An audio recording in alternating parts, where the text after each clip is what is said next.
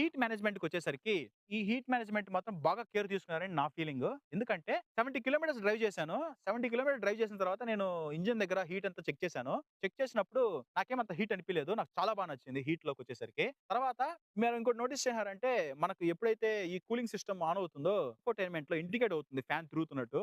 భలే నచ్చిందది. ప్లస్ నేను ఇంకోటి ఈ బైక్‌లో నాకు ఇంకో పాయింట్ నచ్చింది. చాలా బా నచ్చింది. ఏమంటే, ఇప్పుడు మీరు ఎప్పుడైనా మనము సపోజ్ నా బండనుకోండి కేటీఎం బండి.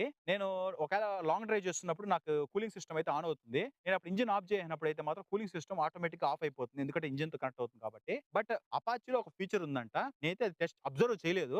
ఇన్ఫర్మేషన్ అయితే ఉంది. ఏమంటే ఒక 20 seconds, 30 seconds cooling system engine of అయినా కూడా రన్ అవుతుందంట. సో, ఒకవేళ అది మీరేమైనా అబ్జర్వ్ చేసి చేయండి. నాకైతే ఇది ఉంది అంటే ఎక్సలెంట్. ఎందుకంటే దీనివల్ల మనకు ఇంకా హీటు బైక్ లాంగ్ డ్రైవ్ చేసినొచ్చు ఎక్కడైనా డ్రైవ్ చేసి వచ్చినప్పుడు మనం సడెన్‌గా బైక్ ఇంజిన్ ఆపేసినప్పుడు, మనం వెంటనే కూలింగ్ సిస్టమ్ ఆపేయకుండా, సో, ఈ ఒక 20 సెకండ్స్ కూలింగ్ ఫ్యాన్ తిరగడం అనేది చాలా అడ్వాంటేజ్ అని నేను చెప్తాను.